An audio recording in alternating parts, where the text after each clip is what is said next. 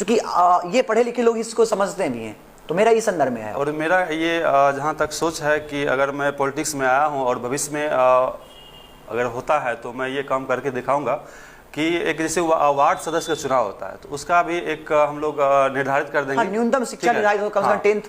मुखिया हो तो उनका भी हम लोग कर देंगे, विधायक हो उनके लिए ग्रेजुएशन, ठीक है, इस तरह से किया जाए, होना चाहिए। उस ढंग के मैं मेरे ख्याल से लगता है कि भविष्य में करने वाला हूँ मैं, मुझे ऐसा लग रहा है।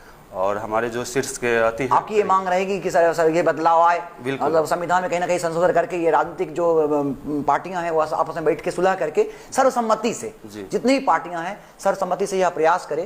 ये हमारी व्यक्तिगत हमारी भी सोच है ऐसी कि लोकतंत्र की मजबूती के लिए शैक्षणिक योग्यता का भी अनिवार्य किया। बिल्कुल सर। एक आम आदमी, चूंकि राजनीति में देखा जाता है कि एक आम आदमी के लिए राजनीति करना, चूंकि कहीं ना कहीं ऐसा देखा गया है कि परिवारवाद, जिसके पिता राजनीति में हैं तो उनका बच्चा राजनीति में जा रहा है, ऐसी धारणाएं रही हैं। तो एक आम उस स्थिति में एक आम आदमी का राजनीति करना कैसा, मतलब कितना कठिन होता है एक आम आदमी का राजनीति में आना? देखिए, क्योंकि आपका वो से जुड़ाव नहीं रहा, एक राजनीतिक परिवार से जुड़ाव, मतलब आपके बारे में नहीं कह रहा, बहुत सारे लोगों के बारे में जो एक आम आदमी है उनका उस राजनीतिक परिवार से जुड़ाव नहीं रहा, लेकिन फिर वो राजनीति में आते हैं तो उनके लिए कितना कठिन होता है? देखिए, पहली तो परिवारवाद जो है, ठीक है ना, ये तो झकझोर के रख, जो भारत की जो राजनीतिक है उसको झकझोर के रख चुकी है। कोई भी पार्टी ऐसे अछूती नहीं है, नहीं कोई पार्टी, सभी पार्टियां नहीं, लेकिन अभी नई पार्टियां, मान जो शुरू की पार्टियों को देखा है, परिवारवाद कहीं ना कहीं लोकतंत्र के लिए खतरा है। बिल्कुल बिल्कुल खतरा है, ठीक है ना। तो कहीं ना कहीं मुझे ऐसा भी लगता है कि अगर मान लिया जाए कि आपके पिताजी अगर मान लीजिए पॉलिटिक्स में हैं और उस काबिल आपके अगर बेटे हैं, बेटों को आना चाहिए, उनको आना चाहिए, इसमें कोई दिक्कत नहीं, वो उनका हक है, आना चाहिए। बट एक होता है ना, कुछ काबिल भी नहीं है लेकिन पूरे परिवार को नहीं। देखिए, राजनेता का बेटा भी अपने दम पे आए, अपनी काबिलियत पे आए। जी, मैं यही कहना चाह रहा हूँ, मेरा कहने का मकसद वही है। अच्छा, आम आदमी पार्टी के लिए जो चुनौतियां हैं राजनीति में वो क्या है? एक्चुअली देखिए, अगर मैं शुरू से अगर बताना चाहूँ तो काफ़ी नहीं, कम शब्दों में ही हमारे दर्शकों को। तो सबसे पहली बात है कि आम आदमी पार्टी जो है, हमारे सामने सबसे बड़ी चुनौती यह है कि हम लोग, हमारी जो पार्टी है, हम लोग काम करने पर विश्वास रखते हैं।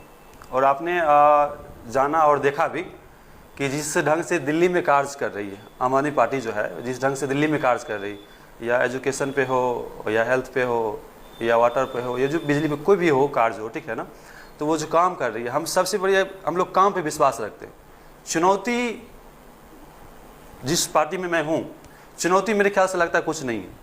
अगर आप समाज में जाके, ठीक है ना, और आप समाज की बात करते हैं और जनता की बात करते हैं, उनकी कामों की बात करते हैं, तो मेरे ख्याल से लगता है चुनौती राजनीतिक में नहीं है।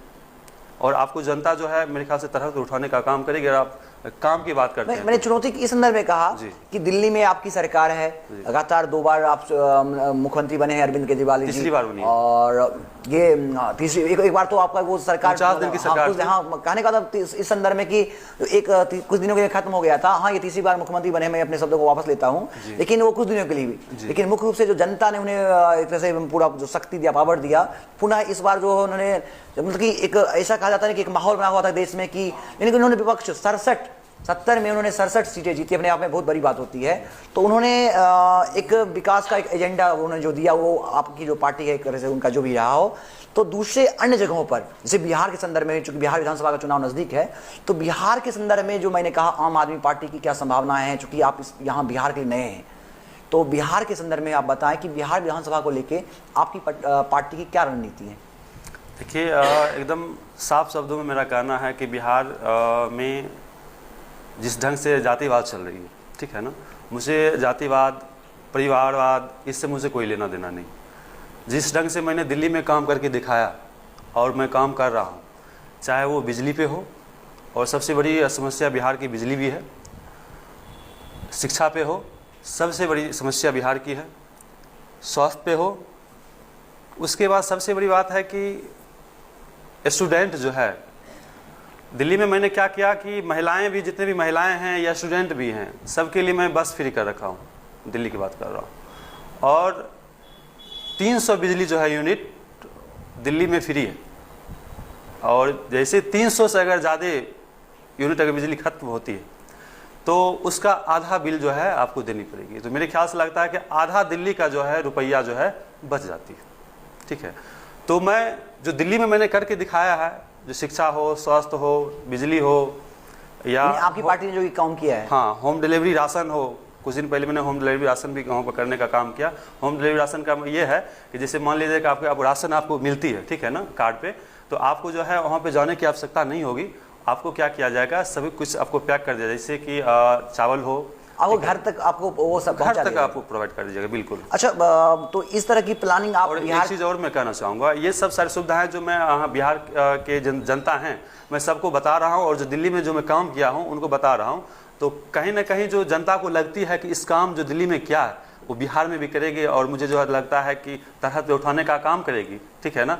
और इसी बात को मैं, और एक सबसे बड़ी बात यह है कि अगर मैं सरकारी जॉब अगर मैं नहीं दे पाता हूँ, मैंने ये भी अगर क्षेत्र में जाता हूँ तो मैं ये बोलता हूँ कि अगर सरकारी जॉब नहीं मिल पाती है तो मैं यहाँ पे कारखाना खोल के प्राइवेट जॉब जरूर दे दूंगा मैं। यानी कहने का कि आपकी पार्टी का यह घोषणा होता है कि हर व्यक्ति को रोजगार मिले, उनको राशन मिले, और उनको जीवन की जो मूलभूत आवश्यकताएं हैं उसकी उपलब्ध कराया जाए। सर एक एग्जांपल मैं देता हूँ, बिहार में जो है वृद्धा पेंशन कितना है, वृद्धा पेंशन, विकलांगता पेंशन या विधवा पेंशन कितना है, आप सब मुझे बताने का, मैं जान रहा हूँ आप ये 400-500 के आसपास, 400-500। और दिल्ली में सर, और मेरी पार्टी जो है दिल्ली में एक व्यक्ति को 2500 रुपये देने का काम कर रही है। अगर एक घर में 2 बुजुर्ग हैं तो 25-25-5, मतलब एक घर में 5000 का मंथली आ रहा है, ठीक है। तो कहीं ना कहीं लगता है कि बिहार में सख्त आवश्यक है। अच्छा, आपने ये सारी बातें बताई, निश्चित रूप से जनता को ये सारी सुविधाएं मिलनी चाहिए, और निश्चित रूप से जो भी पार्टी हो, हम भी चाहते हैं, हम सभी चाहते हैं कि जो भी पार्टी हो जनता के हित में हो, जनता की सारी आवश्यकताओं को पूरा करने वाला हो, और उसी की सरकार बने, चाहे वो पार्टी कोई भी हो। अच्छा, चूँकि हम लोग बेगूसराय की कहता बेगूसराय बढ़ता बेगूसराय की इस मुहिम में है, एक साथ अपने विचार संदर्भ जो है संवाद कर रहे हैं। बेगूसराय की राजनीति में आम आदमी को आप कहाँ देखते हैं, या बेगूसराय की राजनीति के संदर्भ में आपके क्या विचार हैं? इसमें जो है आम आदमी पार्टी के योगदान, जो पुराने हमारे जो कारखाना बंद पड़े, जी, ठीक है ना, मैं उसको खुलाने का काम करूँगा, और जो बेगूसराय के जितने भी युवा हैं हमारे, उसको मैं उसमें जॉब दिलाने का काम करूँगा। चाहे वो चीनी मिल हो जो बंद है, ठीक है ना, या उद्योग हो, ठीक है ना, काफ़ी जो ऐसे फैक्ट्रियाँ जो हैं काफ़ी बंद हैं, लेकिन हमारी जब भी आम आदमी पार्टी की सरकार आएगी तो मैं सभी मिलों या कारखानों को खोलने का काम करूँगा, और बेगूसराय के जितने भी युवा हैं सबको मैं उसमें करने का काम। अच्छा, ऐसे तो आपने कहा कि आपका अलग अलग जो एजेंडा है उस पर आप काम करेंगे। आम आदमी पार्टी का जो समर्थित जो उनका उम्मीदवार होगा, जो सभी संभावित उम्मीदवार होगा, क्या उसका आपने एक तरह से तय कर लिया है, या आपकी पार्टी ने तय कर लिया बेगूसराय के लिए? बिल्कुल तय हो चुकी है। तो क्या हम इस स्टूडियो से जान सकते हैं उनके बारे में? एक्चुअली मैं 2-3 ऐसे इंसान और ऐसे शख्सियत, अभी फाइनल नहीं हुआ है? फाइनल हो चुका है, एक तरह से कह सकते हैं फाइनल हो चुका है। बस एक होता है ना कि एक पार्टी का जो प्रक्रिया होता है, ठीक है, बट जैसे हमारे बेगूसराय तय हो चुका है, और बहुत जल्द इसका जो है नाम घोषणा और आपने देखा भी है। और जैसे बेगूसराय से डॉक्टर मीरा सिंह जी वो चुनाव के मैदान में है, और ये शाहपुर कमाल से ये सभी बेगूसराय के 7 विधानसभा पे आपकी पार्टी चुनाव लड़ रही है? जी, पूरे बेगूसराय में 7 विधानसभा चुनाव लड़ रही है, और पूरे बिहार में लड़ रहा हूं। बिहार के 243 सीट पे। एक्चुअली मैं इसलिए बिहार के बार बार बात कर रहा हूं, और बेगूसराय के तो मैं रहने वाला ही हूं, ठीक है। बार बार बिहार की बात मैं इसलिए कर रहा हूं कि मैं आम आदमी पार्टी का युवा मोर्चा का प्रदेश सचिव हूं, इसलिए मैं बार बार पूरे बिहार की बात कर रहा हूँ, क्योंकि मैं बिहार में रहता हूँ, इसलिए पूरे बिहार की बात करता हूँ मैं। अच्छा, ऐसी एक मतलब लोगों का एक धारणाएं हैं कि नेता जो है सिर्फ चुनाव के समय दिखते हैं। अच्छा। और चुनाव के बाद तो फिर उनको ढूंढना पड़ता है, कई मतलब यह एक आम धारणा बन गई है। और चूंकि आप आम आदमी पार्टी के उभरते युवा नेता हैं, क्या कहना चाहेंगे लोगों की यह धारणा जो, इस पर आपकी क्या राय है? देखिए, एक्चुअली मैं तो 100% किसी को सेटिस्फाई तो नहीं कर सकता हूं, फिर भी जब से मैं राजनीतिक में जुड़ा हूं, 26 नवंबर 2012 को मैं पार्टी में जुड़ा, आम आदमी पार्टी में जुड़ा, और तभी से मैं अपने क्षेत्रों में ही रहा। और जितने भी हमारे साथी हैं, आप किन्हीं से भी बात कर सकते हैं कि अमरजीत जो है हमेशा क्षेत्र में ही रहा है और जनता के बीच ही रहा है, हमेशा समस्या को उठाते रहा है।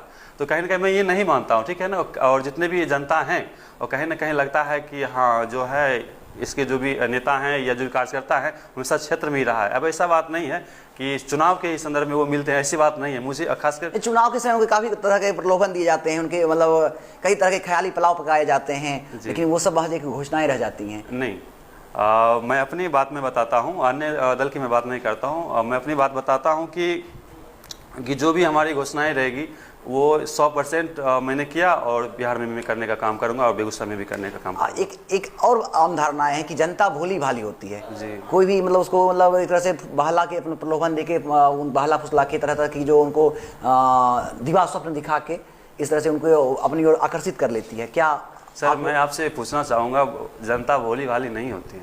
लेकिन लोग ऐसा कहने को तो कुछ भी हम लोग कह सकते हैं और सुनने को तो बहुत कुछ सुन सकते हैं, बट ऐसी कोई बात नहीं है। जनता बहुत समझदार है।